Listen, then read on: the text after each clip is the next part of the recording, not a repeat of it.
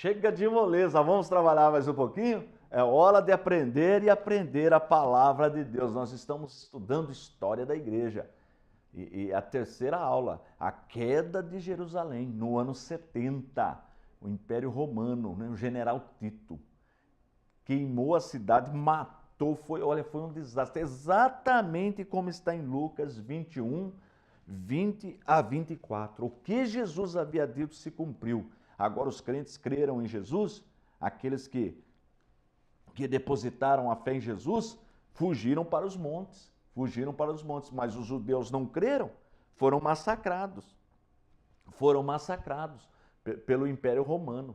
Então aí entram os tempos dos gentios, porque Roma agora vai dominar a cidade, a região, a Judéia, tudo no Império Romano. Agora faz parte totalmente do Império Romano. Os judeus são espalhados, mortos, vendidos como escravos, mulheres são mortas, crianças, a cidade é incendiada, o templo é destruído. O templo é destruído. Olha que situação terrível, terrível. E aí começa também agora começa o quê? A perseguição dos cristãos. Dos cristãos também. O Império Romano começa também a perseguir os cristãos, que é chamada Era Sombria. Mas por que o Império Romano? Quais as razões que levou o Império Romano a perseguir os cristãos? Então vamos lá. Primeiro, o imperador de Roma, ele era considerado uma divindade. Você sabia disso? O imperador romano, ele era considerado uma divindade. Por isso que ele é chamado de Senhor. Senhor, alguém divino. César é Senhor. Só que, inclusive nas cidades eles, na entrada da cidade, no centro da cidade, eles colocavam estátua do imperador e ali o povo queimava incenso. Então Roma considerava todas as religiões, desde que tivesse o imperador como divindade. Então, quando Roma invadia uma cidade, um povo e dominava, então tudo bem. Eles iam ajudar esse povo, iam trazer proteção militar, trazer benefícios, construção para a cidade, tudo bem. Mas César é tido como um ser divino, como uma divindade. Agora, olha a situação. Nós cristãos, quantos senhores nós temos? Nós só temos um Senhor. Nós só adoramos um Senhor. Nós não adoramos vários deuses, como eram os gentios, que tinha Deus de tudo quanto é tipo e ainda tinha o imperador como uma divindade que protegia a vida de todo mundo, que trazia benefícios para todo mundo, a segurança para todo mundo. Nesse sentido, fazia bem esse papel imperador, mas só que ele queria esse título de divino, ser chamado de divindade, de Senhor. E o cristão? O cristão, não, só tem um Senhor. Jesus Cristo é Senhor. Então, olha aí o problema. A perseguição. Chega lá os enviados, os soldados, e pega um crente, pega um cristão, e pergunta para ele, leva lá para, vamos dizer no termo de hoje, né, uma delegacia, um lugar de justiça, leva e fala, escuta, diz aí para a gente aí, quem é Senhor? Quem é o seu Senhor? Se a pessoa falasse, Jesus Cristo é o Senhor, já estava condenado à morte. Já automaticamente já estava condenado à morte. A pessoa e os filhos, todos, tinham que negar Jesus, tinha que falar que César é Senhor, porque se falasse que Jesus Cristo é Senhor, já estava condenado à pena capital. Pena capital. Por isso que a Bíblia fala, se com a tua boca confessares, né, que Jesus Cristo é Senhor, será salvo. Olha que coisa interessante. E como que era que eles matavam? Várias maneiras. Por exemplo, Nero, o imperador Nero, é considerado como um anticristo, considerado por muitos como um anticristo, ele incendiou Roma, tacou fogo na cidade de Roma e culpou os cristãos. Culpou os cristãos, não tinha nada a ver com os cristãos, mas jogou a culpa nos cristãos. O que aconteceu? Os cristãos que foram pegos pelo imperador, pelos seus soldados, foram queimados vivos, para iluminar, viraram tochas humanas para iluminar a noite. E outra, morte de crucificação, jogados para as feras, no Coliseu, onde reuniam para aquelas feras, jogavam os cristãos para as feras, jogavam. Então esse é o primeiro motivo, né? Primeiro motivo, quem é o seu Senhor? Se o crente falasse, não, meu Senhor é Jesus Cristo, condenado à morte, condenado à morte. Uma outra questão, todos os gentios era comum, tinha um monte de imagens. Tinha o seu altar na sua casa com as suas imagens, que eles eram devotos, adoravam, enfim, eram politeístas. E a divindade do imperador. Agora o crente não tem imagem. O crente não tinha imagem nesse período aí. Depois que vai entrar na Igreja Católica, mas nesse momento não tem imagem. O crente não quer saber de idolatria. Não tem imagem. Então o que acontece? Na cabeça dos gentios, dos pagãos, o cristão era ateu, porque não tem imagem. Eles tinham a concepção que para crer numa divindade tinha que ter uma imagem, pelo menos. Eles tinham várias imagens, porque nas casas eles tinham seus altares, né? O lugar de colocar as suas imagens. E o crente não tem nenhuma. O crente não quer saber de imagem. Deus o livre, o crente não quer saber de idolatria. Então, do ponto de vista dos gentios, o crente era ateu. O crente era ateu, porque não tinha imagem. Então era uma acusação também. Fora o interesse dos comerciantes.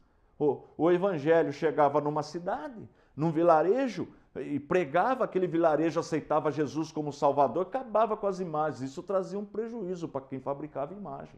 Concorda comigo? Trazia um prejuízo, quer dizer, mexia com a sociedade, com a questão financeira, que aí mexeu no bolso, sabe como é que é. Então eles entregavam, iam lá e denunciavam para a liderança, né, para o governo do império. Quer ver outra coisa? Quer ver outra coisa interessante também? A questão social. A questão social. Porque a pessoa era escrava, aceitava Jesus. O patrão, o dono do escravo, aceitava Jesus. Aí eles no culto, todo mundo era igual. O patrão tratava o escravo com dignidade, tratava com direitinho, alimentava, cuidava direitinho, como se fosse um funcionário, não como escravo mais, como um irmão em Cristo. E isso trazia um problema social para a pirâmide social do Império Romano. Como é que o escravo vai ser tratado igual um cidadão romano? Não entrava na cabeça deles isso aí. Mas no Evangelho não é assim? Eu me lembro, na igreja que eu servi a Deus na minha juventude, tinha um coronel da aeronáutica, pilotou caça, chegou a pilotar caça americano, coronel da aeronáutica. Só que na igreja ele era diácono, é isso aí. O pastor, né, não tinha tanta formação, né? Tinha pastor que tinha, tem outros que não tinha, mas aquele coronel, com todo aquele conhecimento dele, ali na igreja, ele servia como diácono, porque na igreja nós somos todos iguais, Deus não faz acepção de pessoas. Então, na igreja não é assim? Na igreja não tem esse negócio, um é rico, um é pobre, o outro tem, outro não tem, outro é patrão, outro é empregado. Quando nós estamos servindo a Deus, nós somos todos iguais. Claro que nós respeitamos as hierarquias, não é isso que eu estou falando, mas muitas vezes tem um militar ali de alta patente no culto e está igual todos os irmãos, servindo a Deus. E isso trazia um choque para aquela sociedade, eles não entendiam isso aí. Olha, é uma bagunça social, isso é uma anarquia. Isso era um problema que eles acusavam os cristãos também. Mas só isso? Não, tinha outro problema também. Olha só, os cristãos eram perseguidos. Então, eles para não correr o risco de serem pegos ou mortos, eles se reuniam à noite. Então, ia para a floresta, para a mata, para reunir, para adorar a Deus. E aí, sempre tem gente ouvindo. Aí eles, na hora de celebrar a ceia, aí eles falavam, né? Olha, esse é o meu corpo, que eu reparto entre vós. Não, a ceia não é assim? Este é o meu sangue, que eu reparto. Não foi assim que Jesus falou? Esse é o cálice. Então, bebei e comei. Aí pronto, são canibais. Olha, esse grupo de cristão aí, de que fala dessa religião aí, eles comem carne de gente e bebem sangue de gente. São canibais. Olha a outra acusação contra os crentes. Não tinha nada a ver, era apenas um ritual, uma celebração, a ceia do Senhor. Mas falava, olha, eles comem carne de gente, porque fala, come um tal de corpo de Cristo e bebe o sangue de Cristo. São canibais. Aí outro motivo para perseguição. Por isso que esse período é chamado, era sombria. Então eu dei alguns motivos porque nós cristãos, né, a igreja foi perseguida neste primeiro século, tá bom? Tá bom? Ali a partir vamos dizer assim, ela era perseguida pelos judeus, agora ela passa a ser perseguida pelo império, pelos romanos, ok? Pelas autoridades romanas. Tá gostando da aula? Está aprendendo a palavra de Deus? Então, dá um like aí, compartilhe com o pessoal na rede, no Facebook, acesse o nosso site, é importante acessar o nosso site. Vou pedir para pôr na tela, é o www.icp.com.br www.icp.com.br. Lá você encontra essa Bíblia, a Bíblia Apologética de Estudo, você encontra também os nossos módulos, os módulos para você, porque você está fazendo o curso, está pegando as aulas aí na internet, mas e o seu diploma? Como você vai receber o seu diploma? Como você vai provar que você estudou? Então precisa ligar para a gente, precisa acessar o nosso site, peça o material, lá tem tudo detalhado, peça os DVDs, eu tenho certeza que vai ser bênção para a sua vida, tá bom? Entre em contato conosco, que eu não tenho dúvida disso, que o seu ministério será abençoado, a sua família será abençoada, os seus amigos serão abençoados, porque o nosso Senhor Jesus ensinou que a boca fala daquilo que o coração está cheio, tá bom? Então, acesse o nosso site e você vai encontrar tudo lá para ser abençoado. É o www.icp.com.br. Estou indo embora, forte abraço e fiquem todos na paz de nosso Senhor e Salvador Jesus Cristo.